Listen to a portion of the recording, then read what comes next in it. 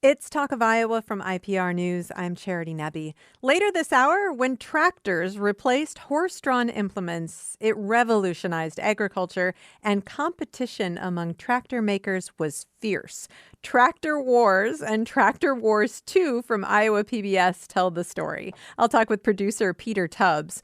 But first, in 2023, the Iowa Legislature overhauled our property tax system with overwhelming bipartisan support. Part of that overhaul changed the way that many Iowa libraries and museums are funded, and the consequences of that change are making themselves known. The tax bill phased out local library and museum tax levies, levies that had received voter support. For decades, these levies allowed voters to approve up to 27 cents per $1,000 of taxable valuation to be directed toward the local public library or a specific museum. Now, over 90% of the affected libraries and museums are at risk of budget cuts before the end of the 5-year sunset period. That's according to a report compiled by my guests today. Billie Bailey is a retired executive director of the Grout Museum District in Waterloo, and Cindy Wells is president of the Board of Trustees for the Waterloo Public Library. She was co-chair of the levy campaign at the Grout Museum. Hello, Billie. Hi, Charity. And hello, Cindy. Hello. Cindy, I want to start with you. We just Mhm. need some basic information about these 27-cent levies. So take us back in time. The one for the Waterloo Public Library passed in 1993. Tell me how this came about. Yes, what was happening at the library were a lot of different reductions. We were operating at that time 38 hours a week, but state guidelines for accreditation for the size of our community, we needed to provide 64 to 72 hours. So right there, it showed that we were not providing the services we needed.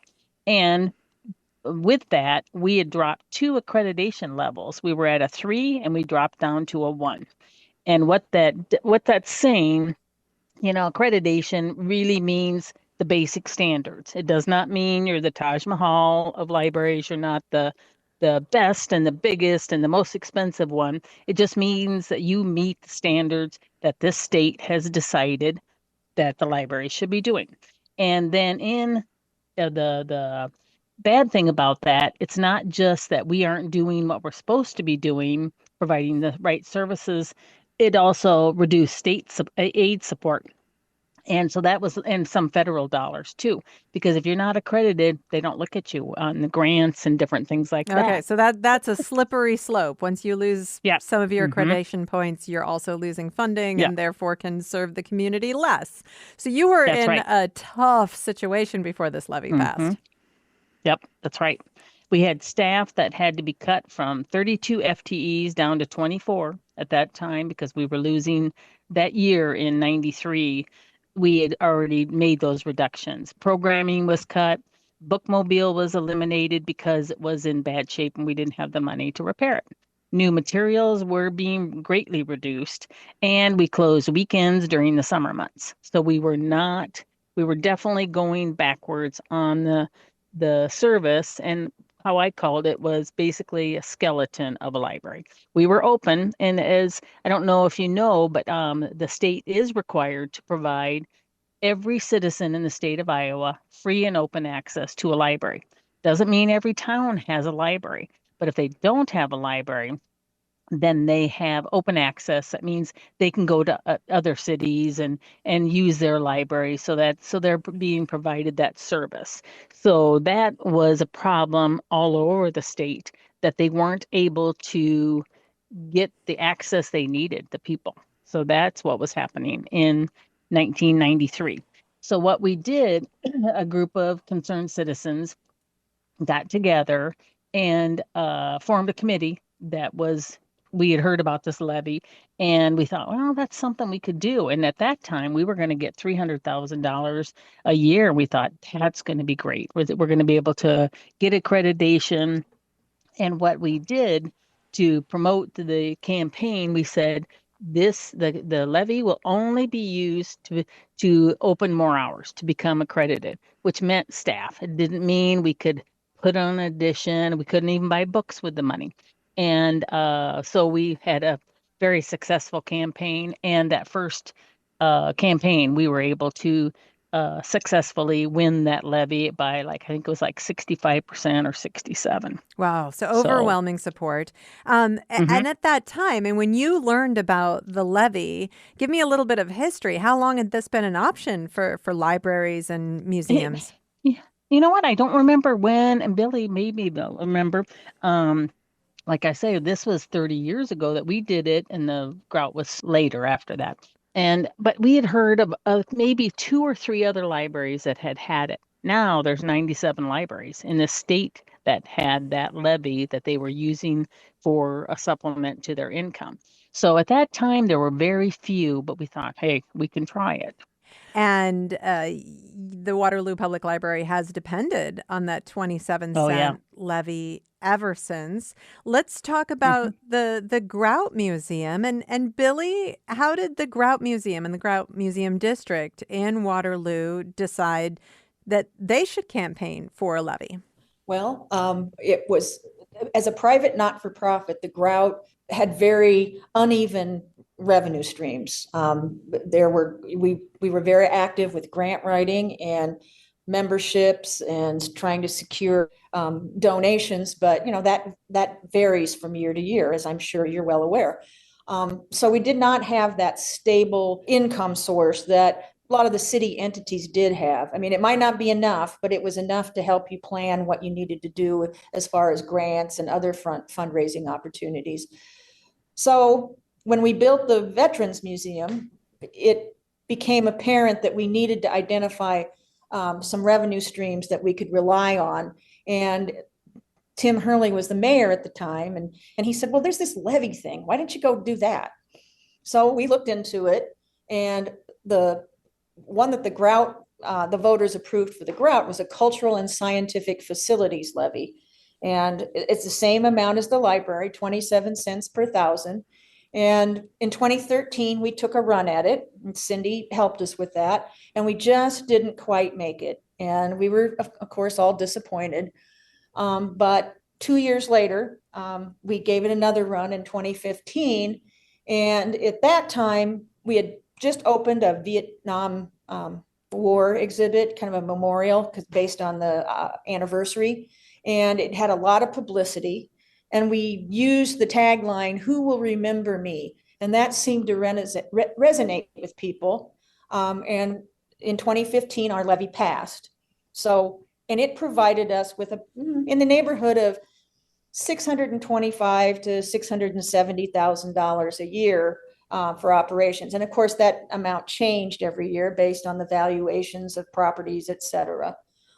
So it was about 40% of the Grout's budget. So it made a huge difference in how the Grout could move forward.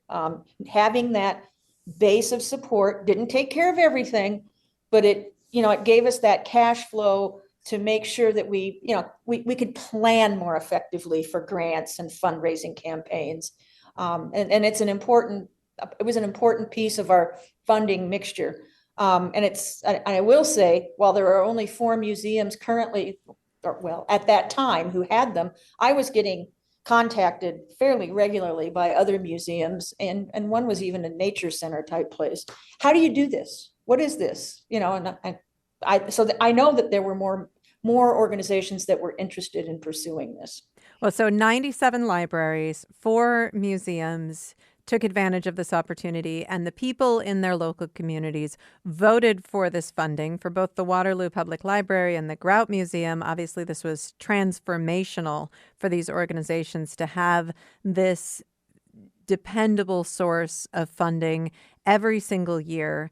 Back in 2023, when the Iowa Legislature overhauled the property tax system, this levy system was phased out. And Cindy, I mean, with a bill that big, with so many different parts, moving parts, I'm sure it actually took people a while to figure out all of the different things that bill would affect and does affect. When did you realize that the 27 cent levies were being phased out?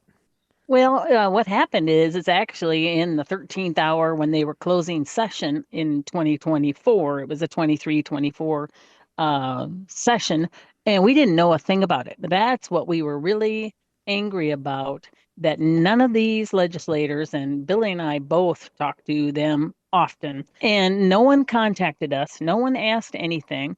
I started calling libraries and said, did anybody ever talk to you? Some of the governmental affairs committee for the library, they heard about it, but no one was ever contacted. There was no work sessions to say, is this a good thing for us to do?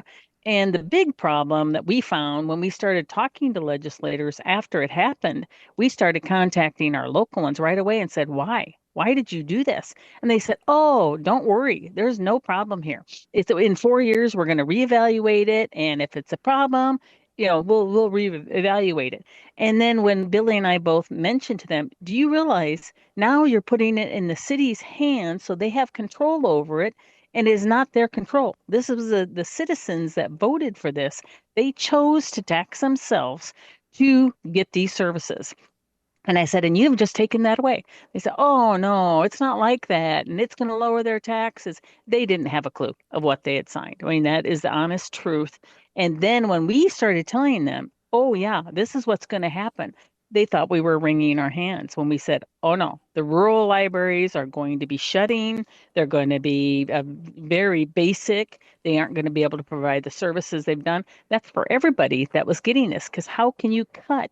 Like the library, it was 25% of it's 25% of our budget. And like the Grout is 40%.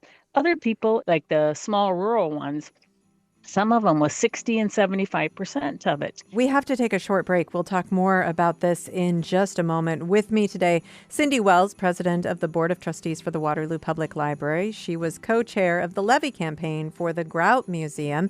Billie Bailey is here, retired executive director of the Grout Museum District in Waterloo. And we are talking about the phasing out of 27-cent levies that communities once upon a time passed to support their local public library and, in some cases, museums. We'll talk more about that in just a moment. This is Talk of Iowa from IPR News.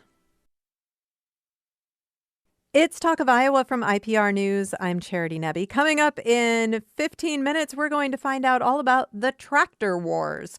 But right now, we are talking about a change to the property tax system. Back in 2023, you'll likely remember that the Iowa Legislature passed an enormous package of bills. They overhauled our property tax system with overwhelming bipartisan support. Now, part of that overhaul changed the way that many Iowa libraries and museums are funded. The tax bill phased out a local library and museum tax levy called a 27-cent levy.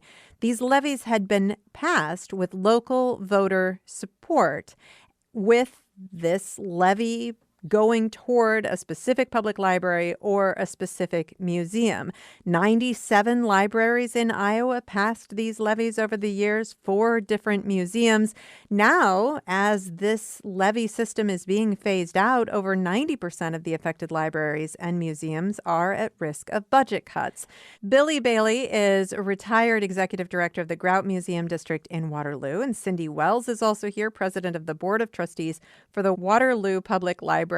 Together, they compiled a report that really gives us insight into the impact of the phasing out of these tax levies.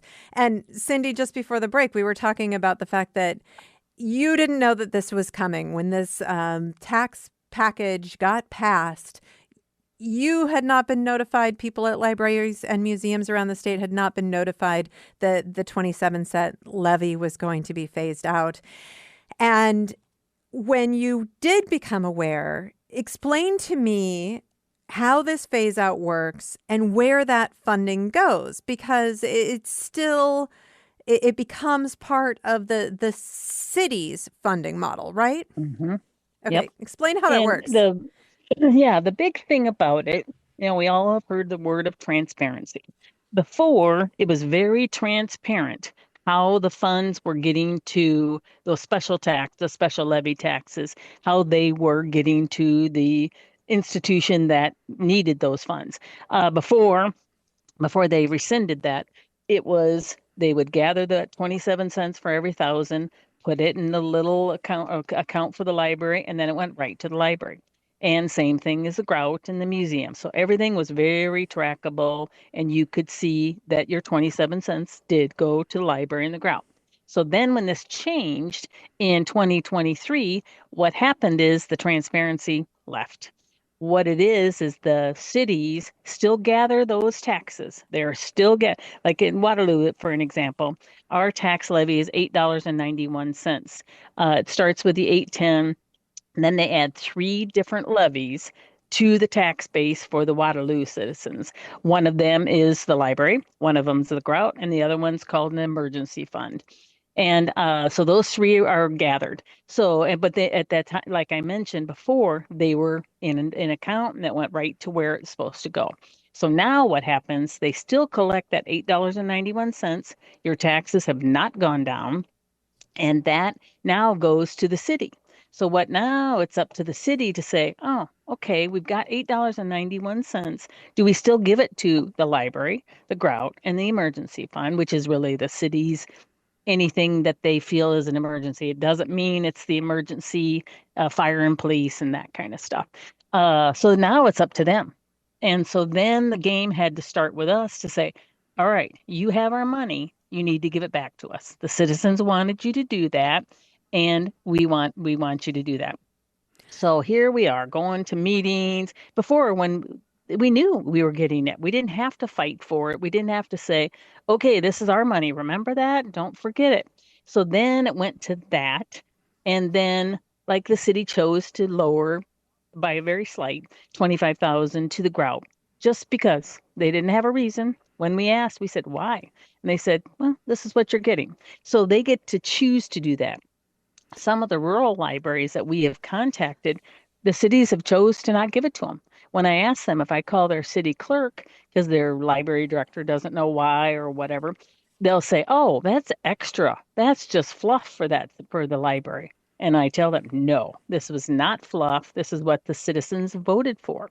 So that's where we're at because of that. The taxation has not lowered, and now we got to beg for money. And then eventually in 2030, it will be actually gone. The cities will not have it to give it to us. So that's why for 2 years, we have been working with legislators, trying to get them to rescind, revert, whatever they want to call it, to go back and grandfather all these entities in and let others be able to apply for it. But we have not been successful with that. So, okay. So let's just talk about how this has played out already in Waterloo. As you both said, we had the tax levy for the library. We had the tax levy for the Grout Museum District. Both entities were receiving around $650,000 per year because of the levy.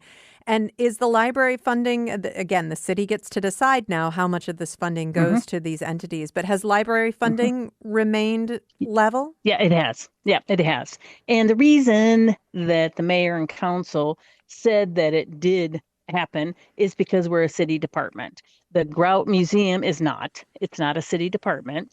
And so they're choosing to use that as an excuse. But they said since we are a city department, they were going to give us the funding. Okay. And then with the Grout Museum, Billie, as we just heard, a significant portion of your funding was taken away, even though voters had voted to dedicate this levy to the Grout Museum. How has that impacted your budget, and how has that impacted the museum? Well, the new director and the board have rallied citizens. So the last 2 years, the city has stepped up and given most of the money that the Grout would have received through the levy to them. However, Cindy just voiced one of my pet peeves about, the Grout's not a city entity. And it's like, well, okay, maybe not, but we certainly preserve the history of this community. So it seems to me that it actually is an important part of our city. And deserves to be supported financially. How it's impacting the Grout right now, I'm not part of that anymore, but I'm watching them struggle with making cuts to staffing and programming, reducing hours. When somebody leaves, you take a look at, okay, here's the duties this person did. Who else can do them now? Making people have these multi-tiered jobs that are almost impossible for them to do. So it definitely negatively impacts the effectiveness of the organization. Now, they're doing their best. I'm not judging that for 1 minute. They are doing their best with what they've got, but it's not enough. And the fact that Cindy and I were told repeatedly that, well, this is about reducing taxes. People are tired of paying taxes. And it said, but this isn't a statewide tax. This is a tax that's only levied in a community that voted to tax itself. So I don't understand why that one is getting targeted. Probably because they think, oh, well, that puts some money in the city coffers that they could use for other things. But they have Cindy and I to contend with if they try to do that. So, well, you mentioned, Cindy, that you have been talking with legislators and trying very hard to get this reversed. Do you feel like you're getting any traction? How do legislators respond to this? No, not. We really don't. When we're face to face with them, they're all going, "Oh yeah, I understand, and I understand." And then some of them, not all of them, say, "But my constituents don't want higher taxes. They don't want that." And then we go back to it and said, "But they chose to do this. They chose to tax themselves to keep the library open. They chose to tax themselves to keep the Grout open. That was their decision, the majority. I mean, of course, it's not everybody. And so we always go back to that, and they always smile and nod, and that's about it. They do. We get meetings with them when we send requests, and most times we can get in there and talk to them, but it just feels like, yeah, some of them do, some of them don't. But it feels like they're listening to us, but that's it. I mean, I don't think they're really taking it seriously to say, all right, this is a topic we need to be discussing openly during the legislative session. That has not occurred. So in your report that the two of you compiled, you said that over 90% of the affected libraries and museums are at risk of budget cuts before the end of this 5-year sunset period. Billie, tell me more about that. How are we seeing this play out with the 97 libraries and 4 museums around the state that were dependent on these levies? Well, I mean, since Cindy and I have communicated with a lot of these libraries and the museums, and though some of those rural ones, they're facing closure. What the director would work 27 hours a week in some small libraries. One library provided informal after school care because the bus let out right by the library, and the kids would come to the library and wait while until their parents could pick them up. That's going to go away. It's untold ways that it's impacting all these different communities across the state of Iowa. And that's the other thing. It's not just like Northeast Iowa or Central Iowa. It's all over Iowa. There's many, many in Western Iowa, Southeast Iowa, Northern Iowa. When you start looking at 97, that's a lot. And it's really sad that, to me, that we're diminishing a service that is so necessary. And I mean, it was so important that our early legislators said, no, each town is going to provide this access, especially to libraries. Museums are a little different critter, but they're also very vital. I mean, a lot of towns, or small towns particularly, their population's shrinking. So having a little museum or a community center that preserves their history is sometimes that's about all they have to hang their hat on anymore. And it's just sad to see that not supported by people in Des Moines. And I feel like they don't see it. I did send out last year to every legislator who represented a community that had a levy. I just said, here's our report, and do you realize that your constituents are being impacted in this way? And I had a pretty good response. And many of them said, well, yeah, we do need to do something about it. But, we just can't get over that hump to do something about it. Cindy, is there anything you want to add when you think about the libraries and the services that they provide to the communities that they belong to? Well, Well, I think we've tried over and over to get the community, because some of the time when we talk to legislators, over and over and over, and they say, we haven't been hearing from anybody but you guys. And we said, okay. And we started working on that, trying to get these libraries to do it, and just citizens. We reached out to our supervisors, the council, heads of different organizations in Waterloo, and to say, please, reach out and talk to them. We've talked to the Courier, we've been on KWWL, so we've been to service organizations, but to try to get the word. And even now, it's not like this was, you should have done it 2 years ago. Right now, they need to start talking to the legislators and say, this is one thing that concerns me, that I hear this funding is going to be gone in a couple of years. What are the libraries and the museums going to do? And I think we need to get that voice out there.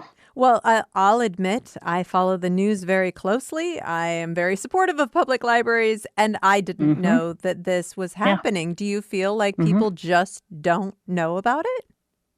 Yeah, they don't. I don't know, because I mean, like I say, we have been on the Steele report, and we've reached out to organizations, and then everybody seems so surprised about it. And I think, okay, we're trying to get this out. Not that they don't care. It's not that. It's not that they say, this isn't a big deal. They just don't know about it. And so that's our big struggle, trying to get the word out, to get people to talk to their legislators. The news cycle right now, well, I mean, for the last 5 years, there's stories Oops. pouring down on everybody every 5 seconds. And it's kind of hard to figure out how to get your story front and center, especially when, and I say this, I don't mean it the way it's going to sound, but it's such a small issue. It doesn't impact the whole state, but it could. And it's a minuscule part of a huge bill that did other things. And frankly, a lot of people don't understand it. Even the legislators who were passing it didn't understand it. We had to explain it to our legislators. This is how it happened, and this is how it could go away if somebody didn't like it, Mm-hmm. and they didn't know that. It is frustrating. Let's look down the road. I mean, this is a 5-year sunset period. So, Cindy, what do you think happens after the sunset period to our public libraries and museums that were so dependent on these levies? Right. When I've talked to our current mayor and a lot of the council people, they say, "Oh, don't worry. We will make sure we support you." Basically, they're saying the library. And but I say, "How are you going to do that? When the funding is gone, where are you going to come up with almost $750,000 or 1.4 million to help with both of us?" And I said, "You're not going to find that. They go into the budget season, most times it's $4 to $7 million in deficit. Then they start making cuts. You really, and that's what we had told legislators, and that's what we are seeing. For an example, you see the cities going in with a deficit. Could be 3 million, it could be 7 million, whatever it is. Then they get this little surplus of the levy funds that they say, oh, we could use this for our deficit or take it out of our bonds. What are we going to do? Are we going to take a little of this and give the rest to them? I've even heard the financial chair of the city say, we're going to break you in, make it easier for you. And I said, no, we don't need that, and we know what's going to happen. And why? And then when we had a meeting with the mayor and the CFO, and I said, well, that's going to your deficit then, correct? And even the mayor at that time said, is that where it's going? And she said, yeah. And I said, no, that's wrong. The people did not vote for this tax to help with you with your deficit. This is for the library. So it's all those kind of games that are going to get much worse and much, much more tempting to the cities that are struggling, because they're losing other funding too. They're going to be required to go down to that 810 levy, or the only levy, they're not going to have any levies, but the only tax levy they're going to get is the 810. So where are they going to come up with that other 71 cents that they have had? And so, yeah, that's where it's going to get very bad. Thank you both so much for talking with me today. All right. Thank you for having us. Cindy Wells is president of the Board of Trustees for the Waterloo Public Library. Billie Bailey is retired executive director of the Grout Museum District in Waterloo. Together, they compiled a report about the consequences of the phasing out of the 27-cent levies passed by many communities around the state of Iowa. That phase out was initiated by the property tax overhaul of the 2023-2024 Iowa legislative session. This is Talk of Iowa from IPR News.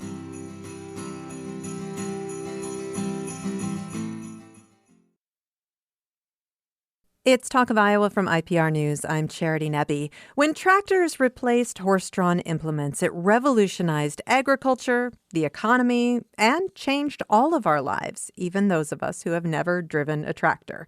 As farmers shifted to mechanization, the competition among tractor makers was fierce. International Harvester, John Deere, Case, Ford, and others battled it out. A series of documentaries from Iowa PBS called The Tractor Wars tells the story. Iowa PBS is an underwriter of IPR. Tractor Wars came out in 2024. Tractor Wars 2 came out this year, and Tractor Wars 3 is planned for 2027.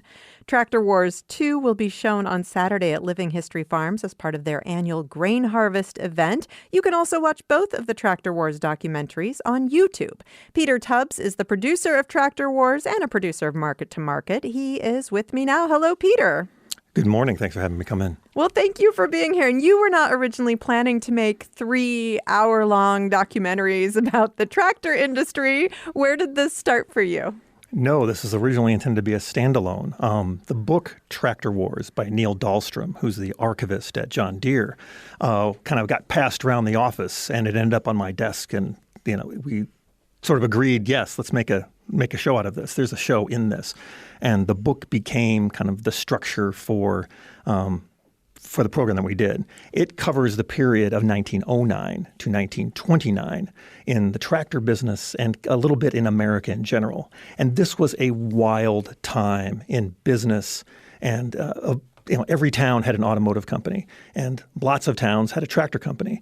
As businessmen were trying and engineers are trying to figure out the best way to use this now inexpensive tool called the internal combustion engine could be applied to move people around and reduce the amount of animal labor on the farm. And of course, as those tractors started hitting farms, farmers found that they could plow, 6 times as much in a given period of time as they could with a horse. That's if the tractor worked and continued to work and didn't get stuck in mud and all kinds of challenges, right? There were a whole host of problems in the development of the tractor because they either weren't durable enough or they had enough power to do some jobs, but they just weren't suited for other jobs. And farmers would struggle with this complicated calculation of they have all this capital tied up in their horses. And often a tractor of some flavor was the same as the same price as, say, 4 or 6 horses. So it was hard for them to just kind of add a tractor to the operation. They kind of had to go all in or wait. And so every farm kind of had their own calculation to do, or maybe a farmer would buy a tractor and rent out to neighboring farmers, and so they could sort of dabble in it. And then your horse implements weren't durable enough to be drugged by a tractor, so you would have to get all new implements. So it was a very complex economic decision for farmers to make, let alone the technological, does it work in my farm? So what made you decide that you weren't done telling the story in 1929? Well, we got just a lot of feedback on how much people enjoyed it and are you doing more? And so we kind of looked at each other and went, well, I guess we're doing more. So that's where we sat down and laid out a timeline of, okay, what would be in number 2 and what would be number 3 and where would we end it and where would the split point between the two be? So Tractor Wars 2 follows 1930 to the late 50s. It's kind of fuzzy. We don't have a definite date there. But we cover, the Depression, World War II and all the challenges there. And then at the end of the program, we sort of foreshadow some changes that are going to come to John Deere, where they're going to be able to leapfrog International Harvester from being the number 2 implement and tractor maker to being number 1. And then episode 3, which I'm working on now, we pick up Deere's introduction of its new 10 series line, which changed a lot of things. And it goes through the 70s where expansion was huge and sets the table for the farm crisis of the 80s and the eventual purchase of International Harvester by the much smaller Case. Now, tractor development through all of these years, of course, didn't happen in a vacuum. So you do dig pretty deep into history in these documentaries. And I want to play a clip from Tractor Wars 2.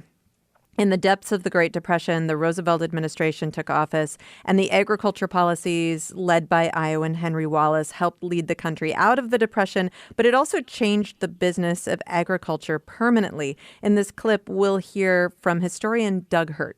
Secretary of Agriculture Henry A. Wallace believed a drop in production would boost commodity prices.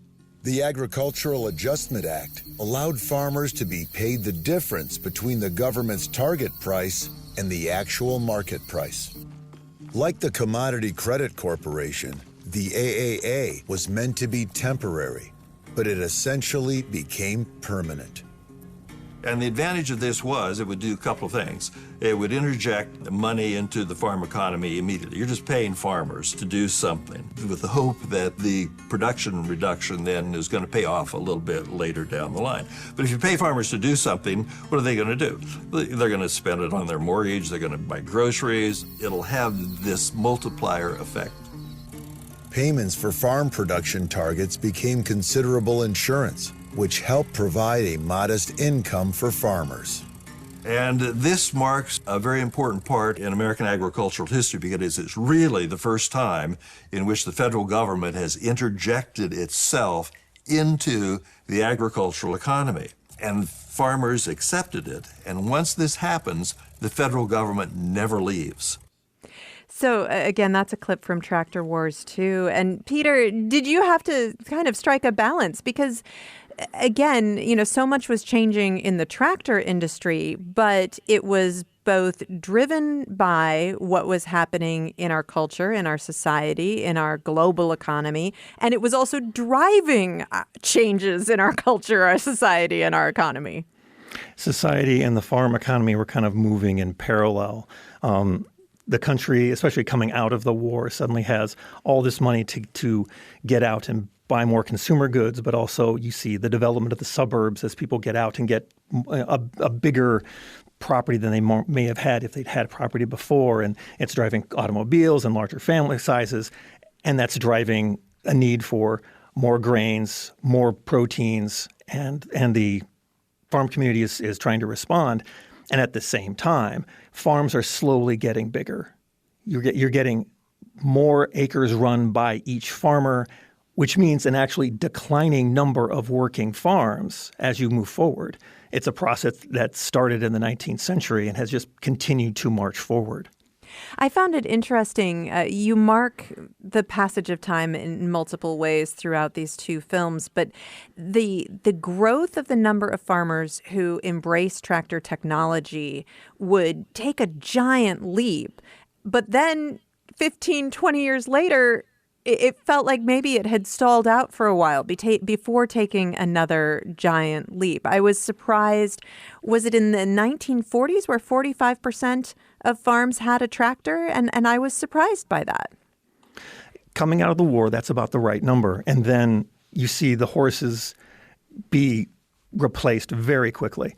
The USDA basically stops counting how many farms are using horses in 1960 because it's down to 1 or 2%.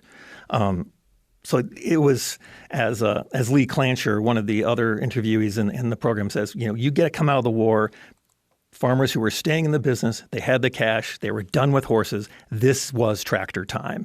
And the industry really peaked in the number of units of tractors sold in the late 50s.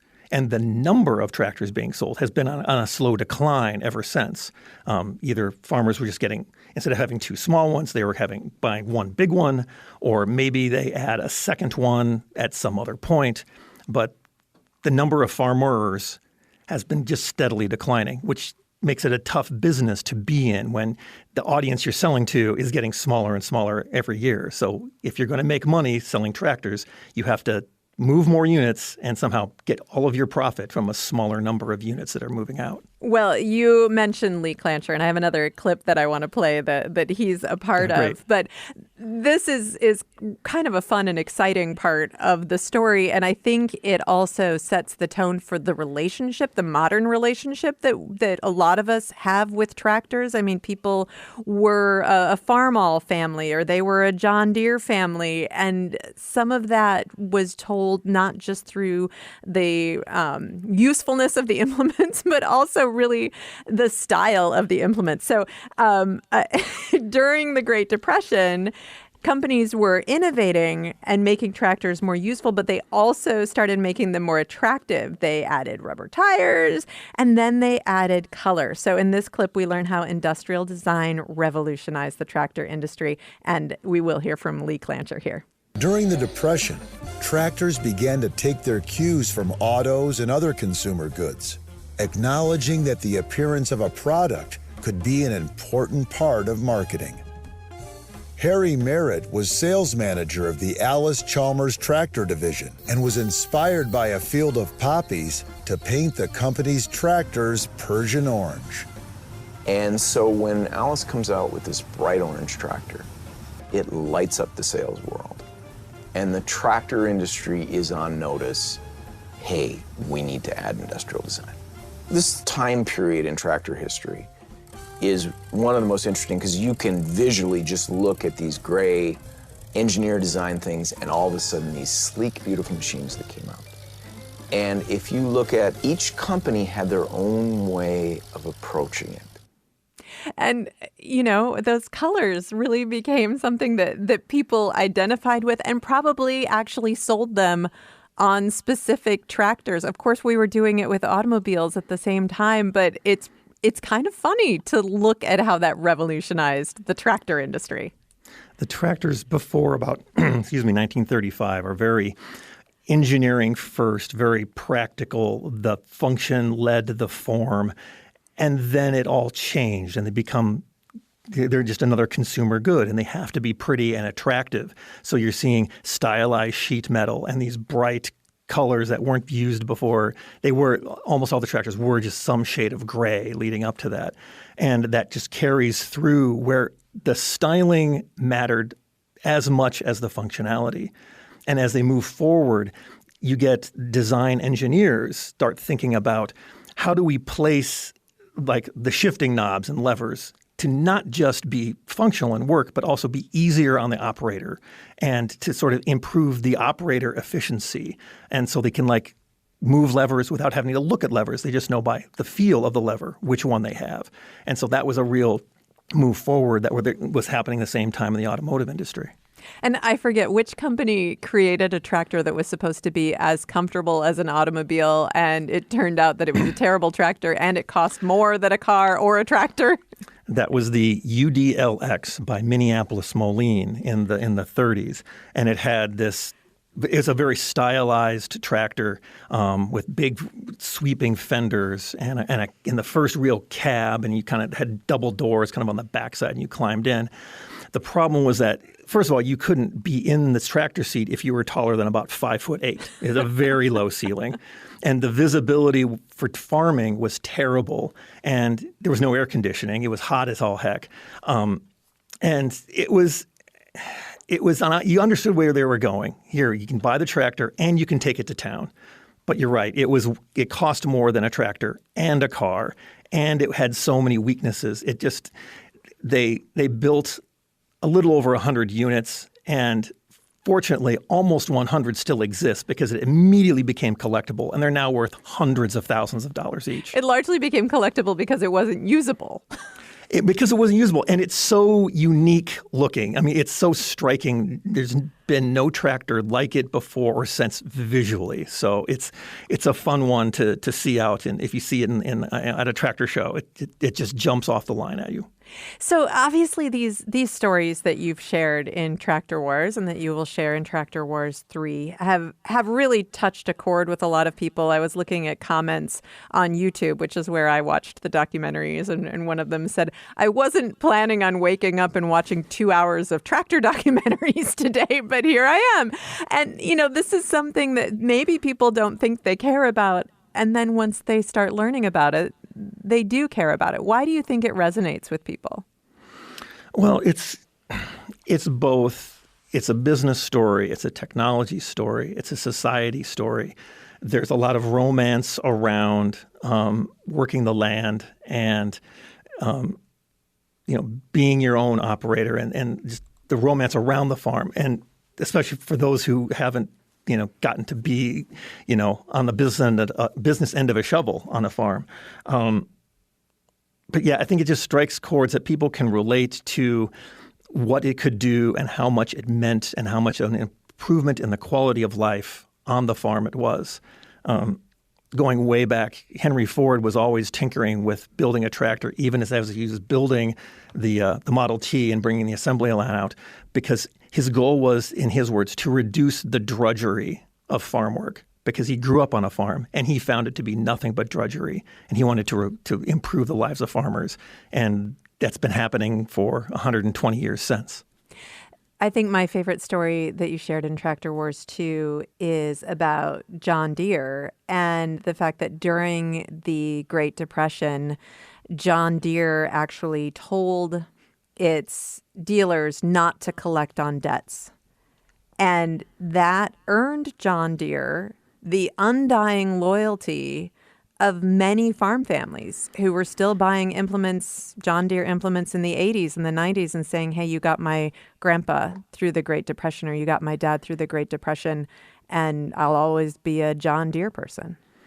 And it was a charitable decision, but it was also probably fairly pragmatic, because Deere looked at these farmers who were just scratching by and probably realized that if we really force the issue to get payments out of it, some of them are just going to declare bankruptcy and walk away from the debt.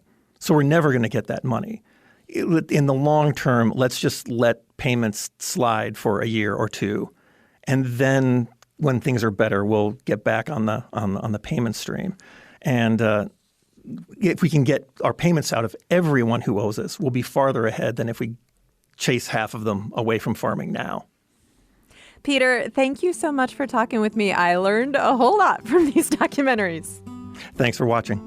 Peter Tubbs is the producer of Tractor Wars. Tractor Wars 2 and Tractor Wars 3 will be released next year. You can watch both documentaries on YouTube. And Tractor Wars 2 will be shown at Living History Farms at 11 a.m. on Saturday as part of the annual Grain Harvest Festival. Iowa PBS is an underwriter of IPR. Talk of Iowa is produced by Danny Gear with help today from Nev Kelly and Tony Sarabia. I'm Charity Nebbe.